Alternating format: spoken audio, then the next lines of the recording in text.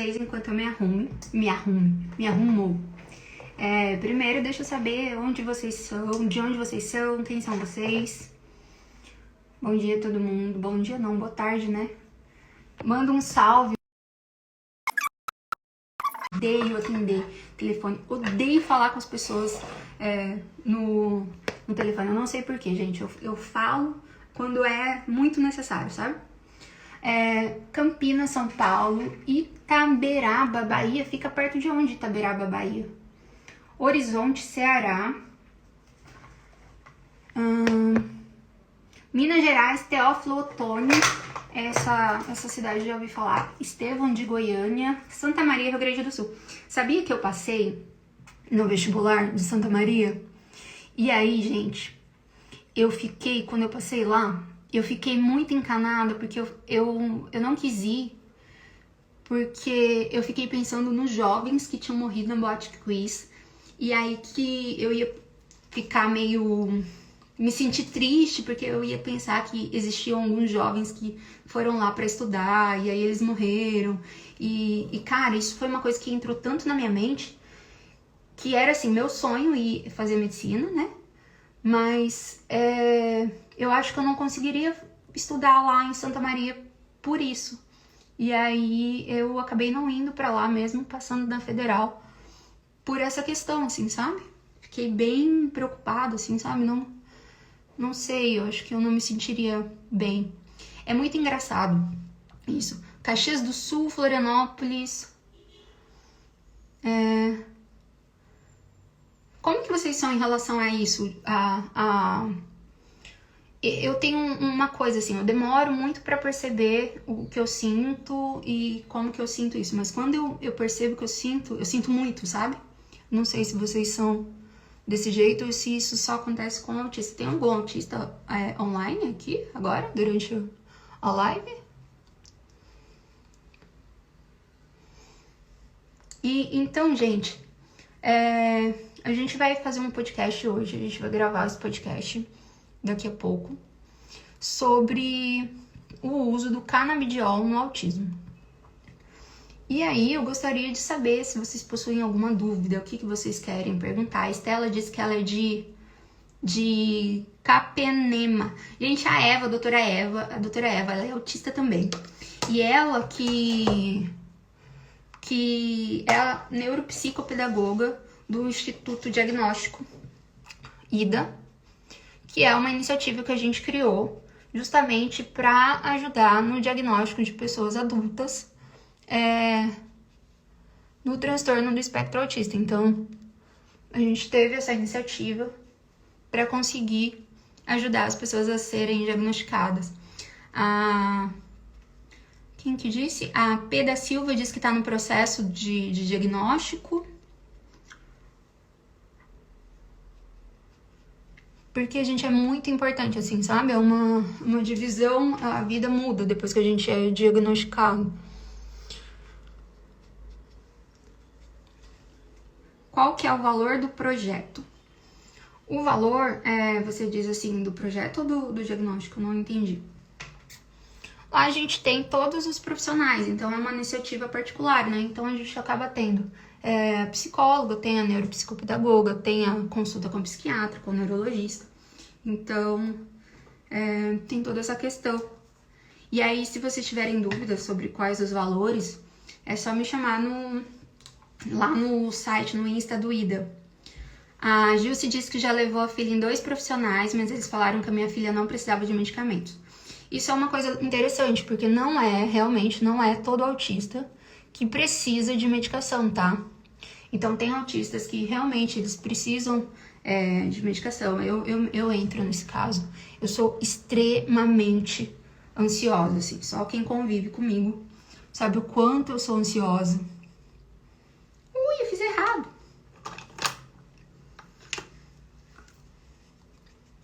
Então, assim, só quem convive comigo sabe o quanto eu sou ansiosa. E assim, gente, na época da escola, quando eu era criança, eu acordava mais cedo. Ou então eu nem dormia. E eu dormia de tênis, gente. Eu dormia de sapato pra ir pra escola, de tão ansiosa que eu era. Imagine.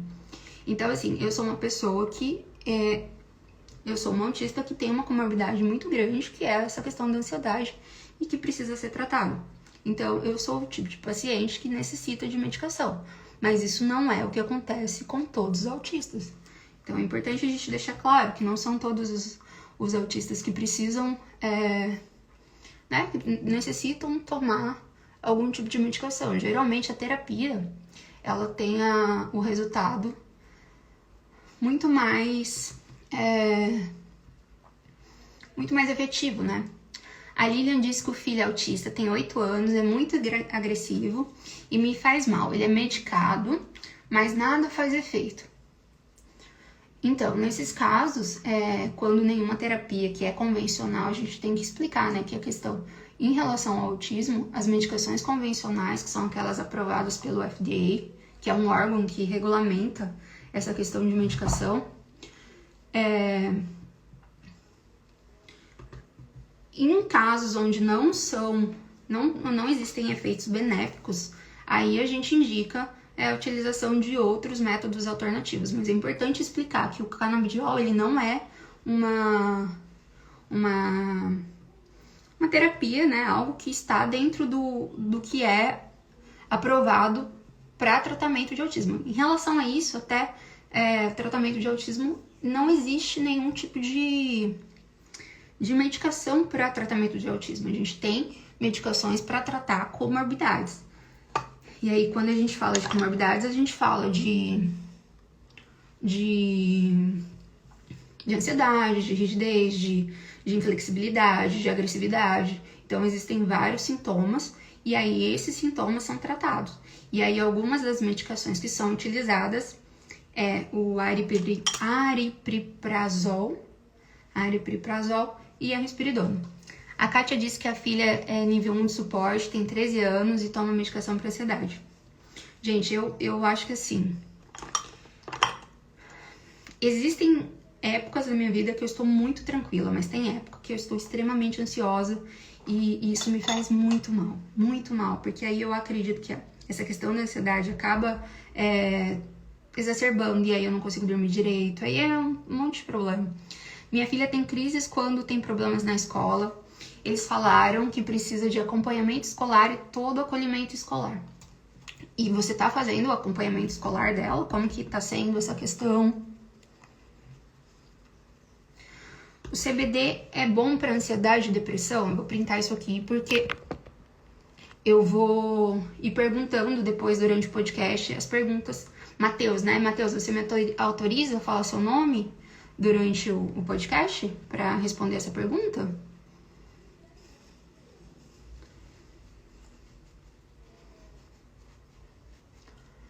CBD é bom para ansiedade e depressão. A Liliane disse que a filha já tomou risperidão e agora está tomando aripiprazol. Gente, eu tenho muita dificuldade para falar algumas palavras. E aí, palavras com R, eu não consigo, assim, sabe? Tipo, é muito difícil para mim. Acabei de fazer uma colalia, que é repetir a mesma palavra sem a mesma frase, né?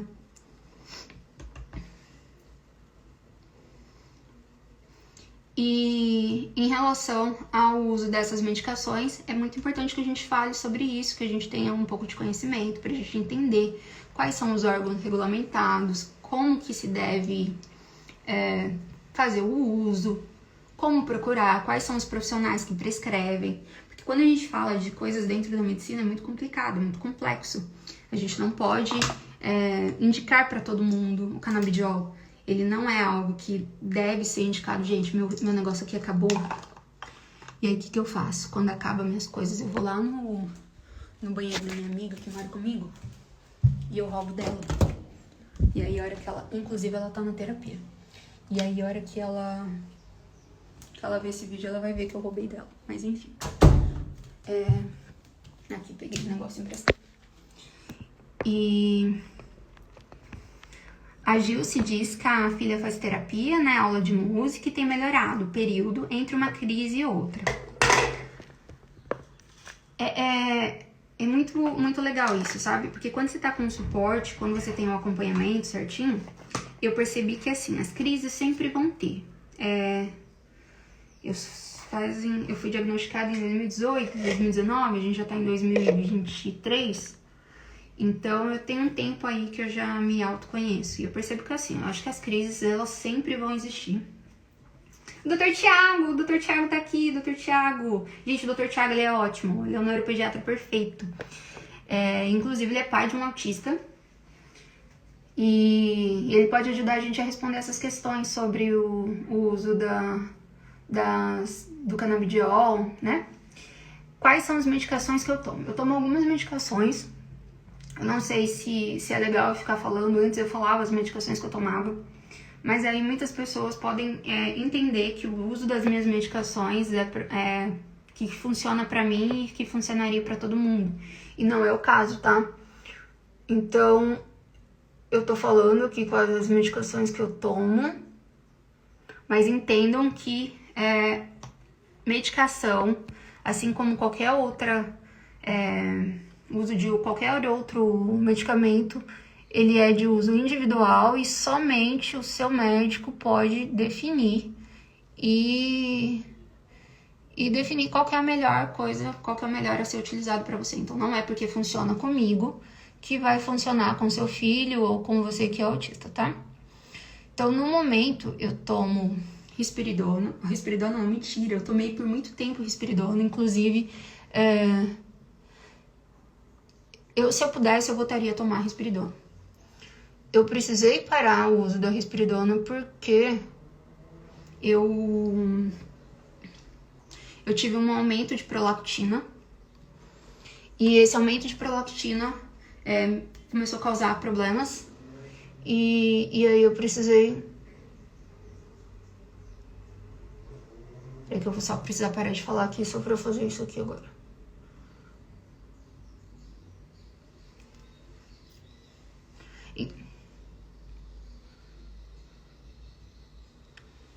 Então, com o aumento da prolactina, eu precisei parar o uso da risperidona, né?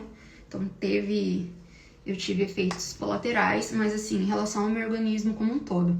Mas assim, se eu pudesse escolher, eu com certeza voltaria a tomar risperidona, assim, se eu não tivesse tido nenhum efeito colateral. A gente fez muito bem pra mim. E no começo, assim, eu não queria tomar. Foi logo depois que eu descobri que eu era autista, então foi algo muito assim, e aí... A risperidona ela é utilizada para casos graves, por exemplo, de esquizofrenia. E aí eu tive um certo preconceito, sabe, em utilizar a risperidona. E eu falei, não, eu não quero usar, que não sei o que. Minha mãe também, meus pais ficaram meio assim de, não, ela não vai usar. Mas, gente, foi um divisor, assim, de água. Eu fiquei muito mais calma, fiquei muito mais tranquila. Comecei a entender melhor as coisas e de fato, eu só parei de tomar mesmo a risperidona porque eu tive esse aumento de prolactina. Mas se eu pudesse, eu voltaria a tomar com toda certeza. Não estou dizendo que é pra vocês tomarem, tá? Só estou dando a minha opinião como uma autista que tomou medicação, uma autista nível 1, porque muitas pessoas acham que autista nível 1 não toma, né? E é só isso, essa questão que eu tento... explicar pra vocês. E a sertralina, que é muito comum o uso também, né? Pra quem é autista por questão de ansiedade. E medicações pra induzirem o sono. Então a gente tem relatos de crianças que desde pequenininho eles tomam Zolpidem. Zolpidem não, mentira, falei errado. Tomam melatonina. Falei errado, queria falar uma coisa, falei outra.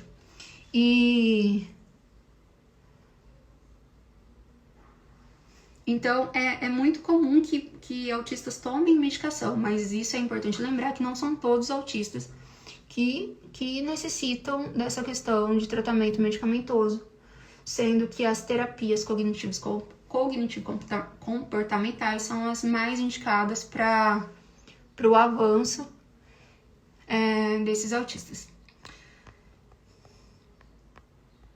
Mas em relação ao CBD, a gente vai bater esse papo sobre o uso, né, do canabidiol no transtorno do espectro autista. E aí, muitas pessoas possuem muitas dúvidas sobre quando utilizar, quem deve utilizar, onde conseguir, quais são os médicos que prescrevem. preciso trocar o Matheus acabou de falar que ele precisa de trocar de medicação e que a depressão tá vencendo. A depressão, gente. Depressão é uma comorbidade muito comum para autistas. Até por questão da dificuldade que a gente tem em conseguir interagir, a questão da quantidade de coisas que acontecem, o nosso modo de viver diferentemente das outras pessoas. Então, assim, depressão é algo muito sério. Depressão precisa ser encarado como uma comorbidade, principalmente dentro de autistas nível 1 de suporte. Matheus, você é qual nível? E a gente tem que entender que na depressão, não só a medicação é o correto para o tratamento, mas sim a terapia. Então é muito importante terapia junto. É muito importante ter sim esse acompanhamento com a questão medicamentosa, mas a terapia é muito importante. Você tá fazendo terapia, Matheus? Nível 1 também, ó. É aquilo que eu falei. Eu acho que nós, autistas nível 1 de suporte, a gente acaba enxergando o mundo de uma maneira muito complexa. E aí a gente acaba sofrendo muito por não entender certas coisas. Por não saber como as coisas... como lidar com os nossos próprios sentimentos, com a nossa... É bem complexo, assim, sabe? Então a gente vê, muitas vezes... na mídia, falando que autista nível 1 é autista levinho, né?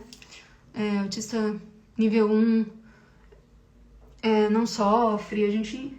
É assim, se o autista nível 1 ele tem todo o suporte, se ele tem todo o apoio, ele vai sofrer menos, isso dentro da minha ótica, tá? Ele vai sofrer menos do que um autista com maior necessidade de suporte. Porém, existe essa necessidade, existe essa importância de ter suporte. Então, não tem como negar essa questão de depressão, essa questão de ansiedade. Então, é muito importante que autistas nível 1 de suporte tenham esse apoio logo desde a infância. Eu sempre falo muito, porque todo mundo se preocupa quando o filho é diagnosticado, se preocupa em levar para terapia, se preocupa em fazer a criança falar, em fazer a criança aprender a ler, a criança aprender a escrever. Todo mundo se preocupa com isso, mas ninguém se preocupa com o fato da criança aprender a lidar com a sua questão de rigidez, porque isso de sermos rígidos, de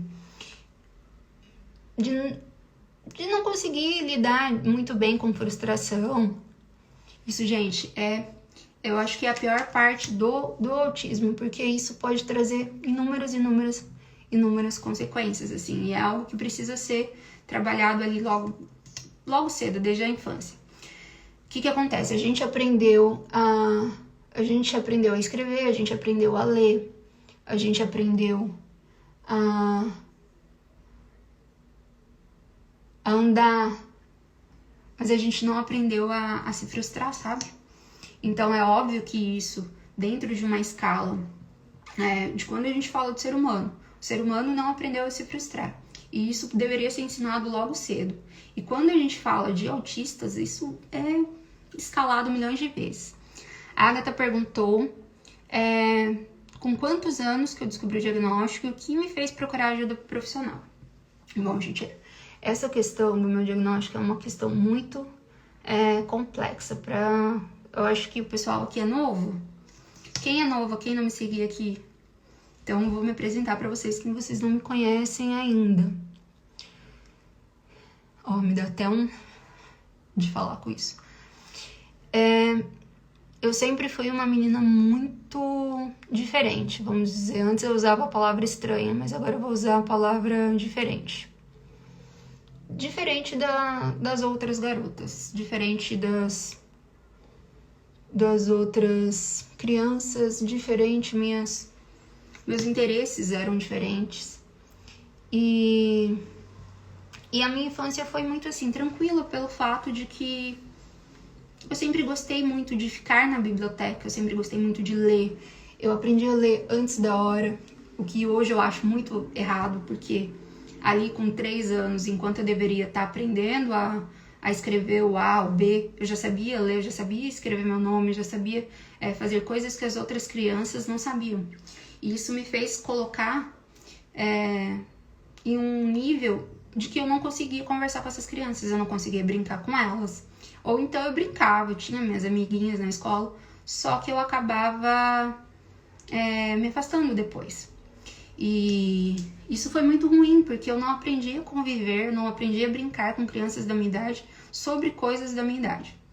Então eu tinha uma prima, a Paty era bem mais velha, né? A Paty devia ter uns 20 e eu, sei lá, 5. E chegava final de semana, eu, ao invés de querer brincar com outras crianças, eu queria ir pra casa da Paty. Então eu sempre gostei, quando eu era menorzinha, eu gostava de crianças mais velhas. Ou de crianças não, ou de adultos. E isso foi um problema muito grande, porque eu não aprendi a conviver com crianças da minha idade. Eu devia, nesse momento que eu deveria estar aprendendo a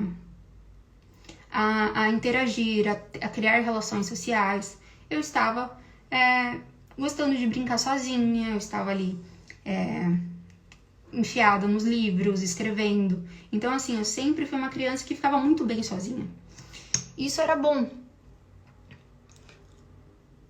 Era bom pra minha mãe, quando a minha mãe precisava sair, então o que ela fazia? Ela me deixava na biblioteca.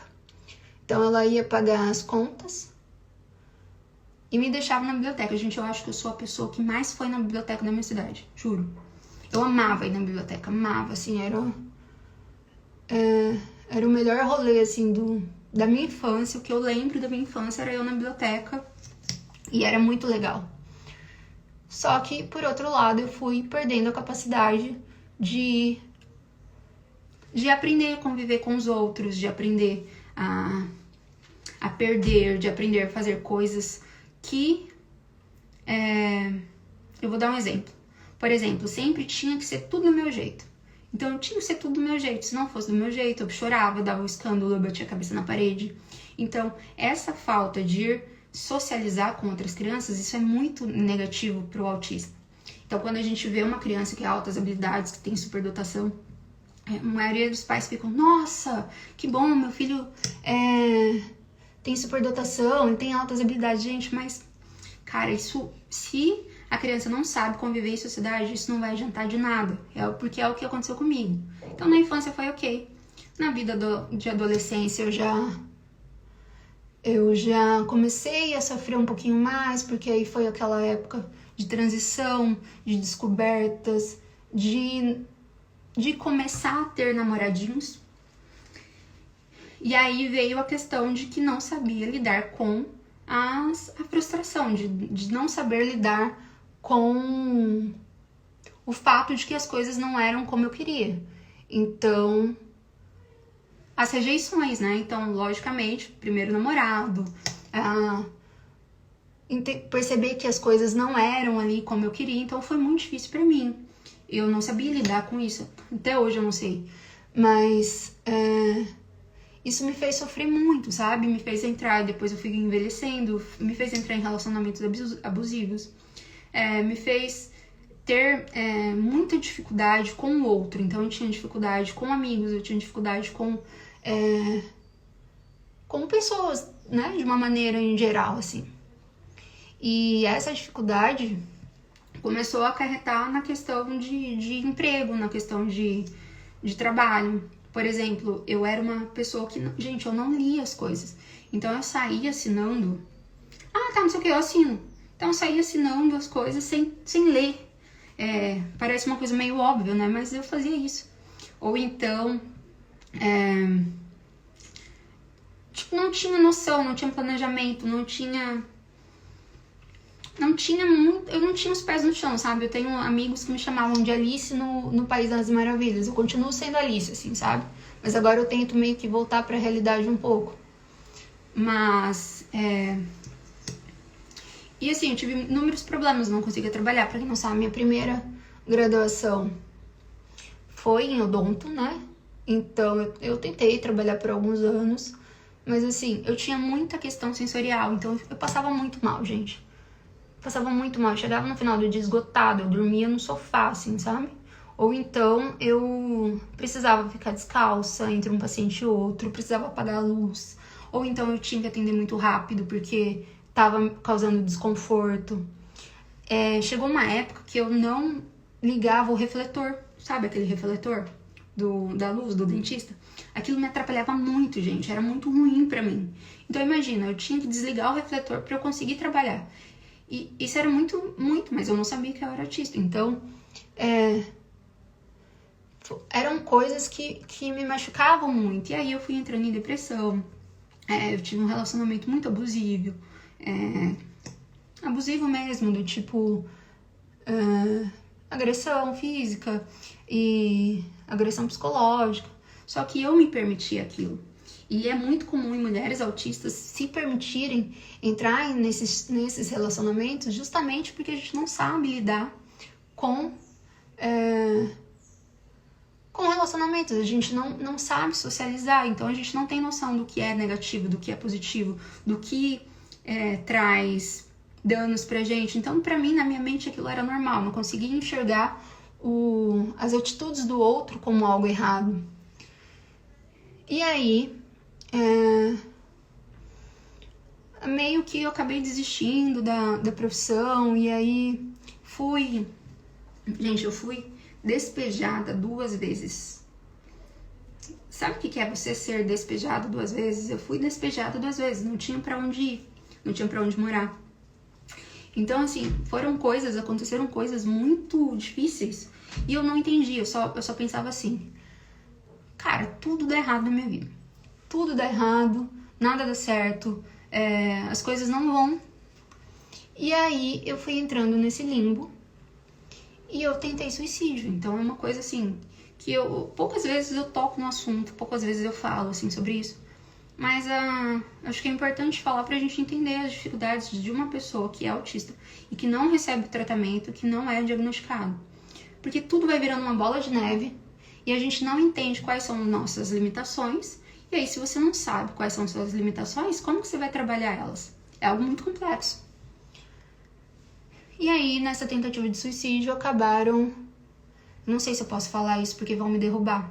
Tá, nisso, eu comecei a fazer o tratamento, o acompanhamento com a psiquiatra. E aí, depois de um tempo, a gente conseguiu chegar no diagnóstico. Foi numa época muito punk, eu voltei a morar com meus pais. Gente, eu não tinha grana nem pra pagar o psicólogo, então foi tudo pelo CAPS, pelo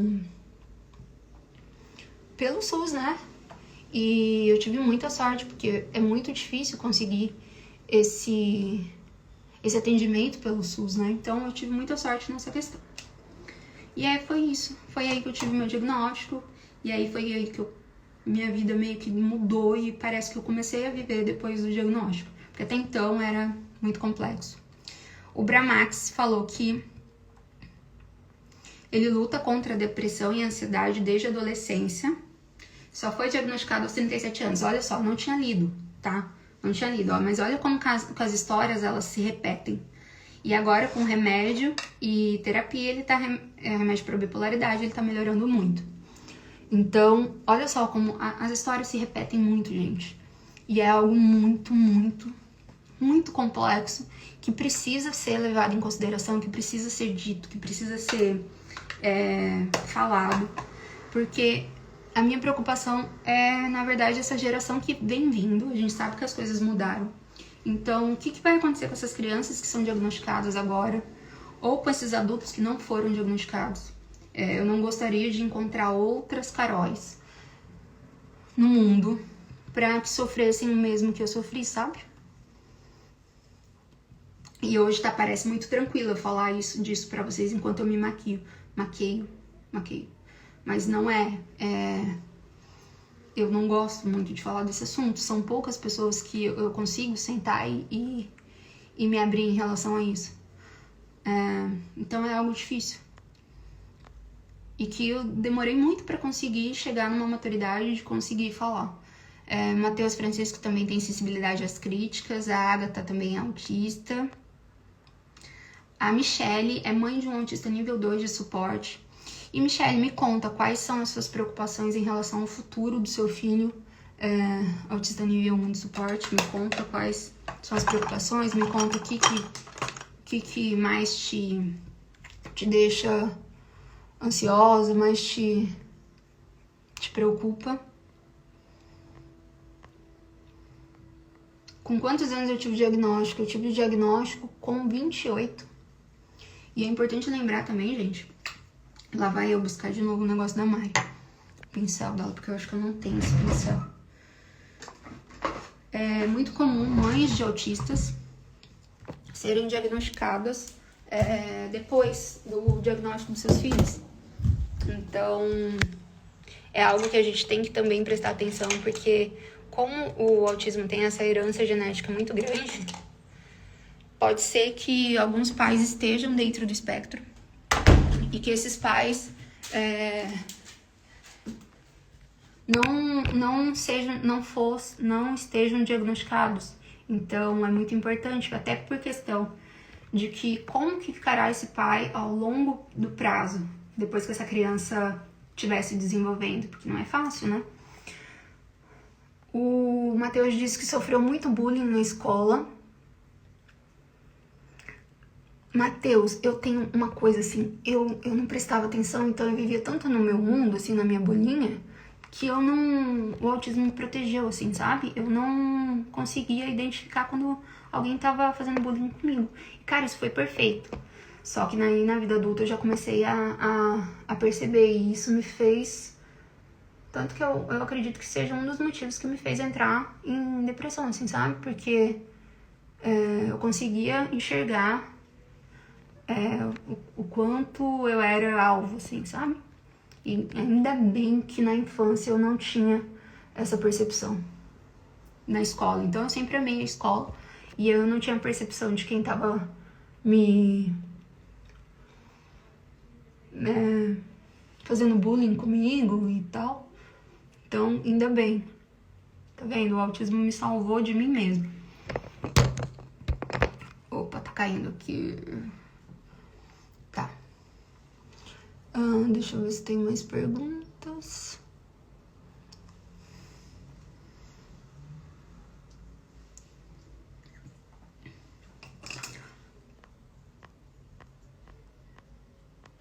A Liliane disse que também tem muitas questões sensoriais. Então, assim, o que eu percebi hoje? Para eu trabalhar, eu preciso trabalhar em algo que seja do meu hiperfoco. Porque aí eu entro no meu hiperfoco tão grande que chega uma hora, isso não me sobrecarrega, sabe? Então... E também algo que não precise ficar mudando várias coisas, sabe? Tipo, por exemplo, você entra em uma cirurgia que é muito grande.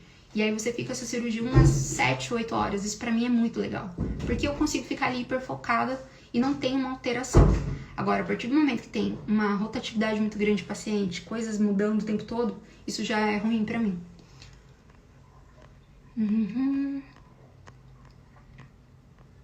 Carol, você fez algum teste genético? Não fiz. É bem caro, né, os testes genéticos. E eu não fiz. E vou ser bem sincera com vocês, eu tenho medo de fazer teste genético. Tenho medo de fazer e tenho medo de descobrir outras alterações e tenho medo, assim, sabe? Então, eu acabei não fazendo. E não sei se mesmo quando eu tiver condições, se eu faria.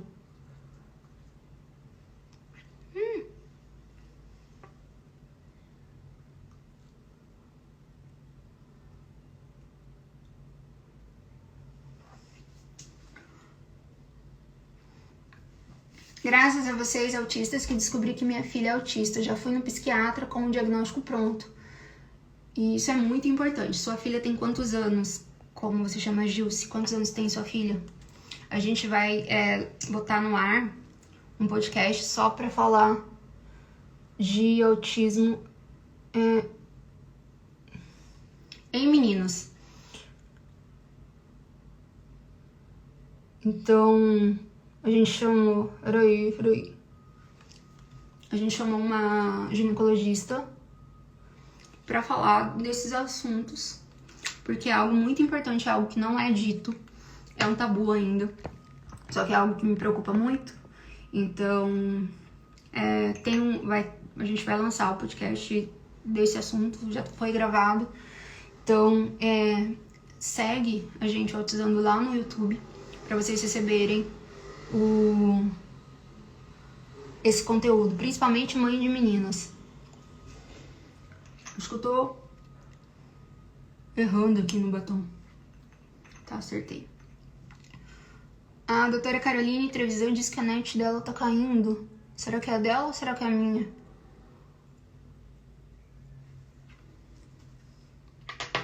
O Josuel diz que é autista nível 1 e tá cursando ciências contábeis e tem muita dificuldade em estatística e que ele tá sofrendo. O que eu tenho pra te dizer é que a gente sempre vai ter dificuldade em alguma coisa. Geralmente, a gente que é autista, a gente